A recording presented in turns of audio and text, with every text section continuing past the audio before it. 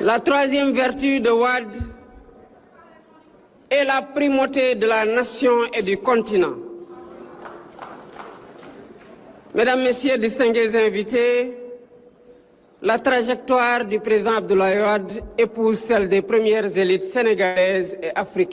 Ce n'était pas un ornement, mais une arme. Et bien mieux encore, la première des libertés à conquérir.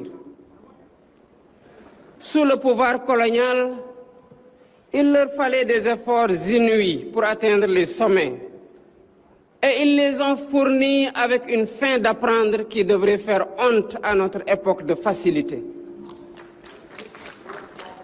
De l'école William Ponty au double doctorat en droit et en économie, jusqu'au décanat de la faculté de droit de Dakar, puis au barreau, où son talent fit sa renommée. Sa vie fut celle d'une intelligence rare. Mais cette intelligence, il ne l'a jamais mise au service de sa seule ascension. Il l'a mise au service d'une cause plus grande que lui. Dès 1956, au premier congrès des écrivains et artistes noirs, on le trouvait déjà aux côtés d'Alioune Diop, de Senghor, de Cheikh Anta Diop. Imaginez un seul instant ce que ce seul tableau évoque. Tant de génies réunis sous un même toit, à la même heure, portés par une même certitude, que l'homme noir avait le droit de penser le monde et non seulement de le subir. Leur parcours politique devait ensuite diverger, parfois jusqu'à les dresser l'un contre l'autre. Mais par-dessus tout ce qui les sépara, et qu'ils tenaient cela en partage, cette chose qui les dépassait tous, c'était le pays d'abord, le continent d'abord, et la conviction que ce qui unit une nation pèsera toujours plus lourd que les clivages de toute nature.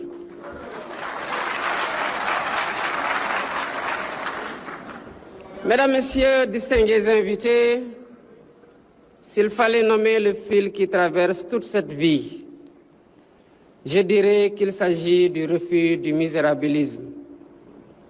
Jamais le président Wade n'a admis qu'un peuple pauvre fût condamné à penser étroitement. Il tenait que la rareté des moyens n'excuse jamais la pauvreté des ambitions et que la première des richesses d'une nation réside dans la hauteur du rêve qu'elle ose former pour elle-même. Là où d'autres voyaient des dépenses, il voyait des semailles. C'est ainsi qu'il fit de l'éducation une priorité absolue, un investissement pour l'avenir, le plus sûr de tous, celui que l'on place dans l'intelligence de ses propres enfants. Des cases des tout-petits, salués bien au-delà de nos frontières, aux universités essaimées à travers le territoire, il a parié sans relâche sur le génie africain. C'est la même foi qui fit de lui le bâtisseur que l'on connaît.